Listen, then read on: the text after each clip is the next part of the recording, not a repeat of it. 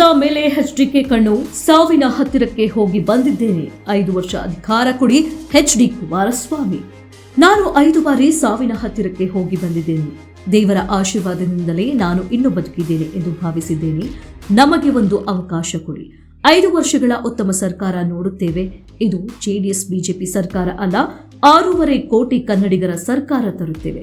ಅದಕ್ಕೆ ಅವಕಾಶ ಕೊಡಿ ಎಂದು ಕೇಂದ್ರ ಸಚಿವ ಎಚ್ಡಿ ಕುಮಾರಸ್ವಾಮಿ ಅವರು ರಾಜ್ಯದ ಜನತೆಗೆ ಮನವಿ ಮಾಡಿಕೊಂಡರು. ತುಮಕೂರು ಗ್ರಾಮಾಂತರ ವಿಧಾನಸಭೆ ಕ್ಷೇತ್ರದ ರಾಗಿಮುದ್ದನಹಳ್ಳಿ ಗ್ರಾಮದಲ್ಲಿ ನೂತನವಾಗಿ ನಿರ್ಮಾಣ ಮಾಡಲಾಗಿರುವ ಆದಿಶಕ್ತಿ ಶ್ರೀ ಮಾರಮ್ಮ ಅಮ್ಮನವರ ದೇವಾಲಯ ಲೋಕಾರ್ಪಣೆ ಕಾರ್ಯಕ್ರಮದಲ್ಲಿ ಮಾತನಾಡಿದ ಎಚ್ಡಿ ಕುಮಾರಸ್ವಾಮಿ ಅವರು, ಇಡೀ ರಾಜ್ಯದಲ್ಲಿ ಈ ಸರ್ಕಾರ ಮದ್ಯದ ಹೊಳೆ ಹರಿಸುತ್ತಿದೆ. ಹಳ್ಳಿಯಲ್ಲಿ ಕಿರಾಣಿ ಅಂಗಡಿಗಳಲ್ಲಿ ಕೂಡ ಮದ್ಯ ದೊರೆಯುತ್ತಿದೆ. CL7 ಮದ್ಯ ಪರವಾನಗಿಯನ್ನ ದೊಡ್ಡ ಪ್ರಮಾಣದಲ್ಲಿ ನೀಡುತ್ತಿದ್ದಾರೆ. ಇಂಥ ಒಂದು ಲೈಸೆನ್ಸ್ ಕೊಡುವುದಕ್ಕೆ ಇತ್ತೀಚೆಗೆ ಅಬಕಾರಿ ಅಧಿಕಾರಿಗಳು 2.50 ಕೋಟಿ ಲಂಚ ಪಡೆಯುವುದಾಗಿ ಸಿಕ್ಕಿಬಿದ್ದಿದ್ದಾರೆ. ನಿಮ್ಮ ಗಂಡಂದಿರಿಗೆ ಚೆನ್ನಾಗಿ ಕುಡಿಸಿ ಅವರನ್ನು ಹಾಳು ಮಾಡಿ ನಿಮಗೆ 2,000 ಗೃಹಲಕ್ಷ್ಮಿ ಹಣ ಕೊಟ್ಟರೆ ಉಪಯೋಗ ಏನು? ನಿಮ್ಮ ಹಣ ಕಿತ್ತುಕೊಂಡು ನಿಮಗೆ ಅದರಲ್ಲಿ ಅಲ್ಪ ಮೊತ್ತ ನೀಡುತ್ತಿದ್ದಾರೆ. ದಯವಿಟ್ಟು 2,000ಕ್ಕೆ ಮರಳಾಗಬೇಡಿ. 5 ವರ್ಷ ಒಂದು ಅವಕಾಶ ಕೊಡಿ ಎಂದು ಕುಮಾರಸ್ವಾಮಿ ಅವರು ಮನವಿ ಮಾಡಿದರು. 2,000ಕ್ಕೆ ಮರುಳಾಗಬೇಡಿ, 5 ವರ್ಷ ಒಂದು ಅವಕಾಶ ಕೊಡಿ. ಈ ಗ್ಯಾರಂಟಿಗಳು ನಿಮ್ಮ ಬದುಕಿಗೆ ಶಾಶ್ವತ ಪರಿಹಾರ ಅಲ್ಲ. ಕಾಂಗ್ರೆಸ್ ಸರ್ಕಾರದ ಮೋಸಕ್ಕೆ ಬಲಿಯಾಗಬೇಡಿ ಎಂದು ಕೇಂದ್ರ ಸಚಿವ ಎಚ್ಡಿ ಕುಮಾರಸ್ವಾಮಿ ಅವರು ಮಹಿಳೆಯರಲ್ಲಿ ಮನವಿ ಮಾಡಿದ್ದಾರೆ.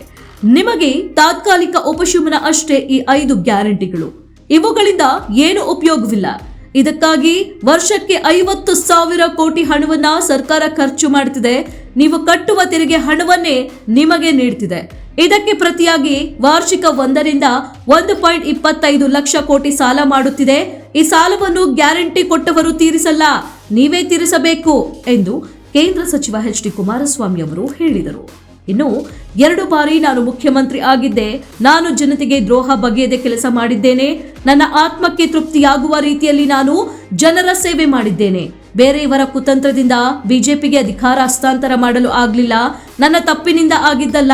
ಅವಕಾಶ ಸಿಕ್ಕಿದಾಗ ಸಾಕಷ್ಟು ಕೆಲಸ ಮಾಡಿದ್ದೇನೆ. ಸಾಲ ಮನ್ನಾ 2 ಅವಧಿಗಳಲ್ಲಿಯೂ ಮಾಡಿದ್ದೇನೆ. ಕೇಂದ್ರ ಸಹಕಾರ ಕೊಡುವುದಿಲ್ಲ ಎನ್ನುವುದು ತಪ್ಪು. ನಮ್ಮ ನಡವಳಿಕೆ ಮೇಲೆ ಎಲ್ಲವೂ ನಿಂತಿರುತ್ತದೆ.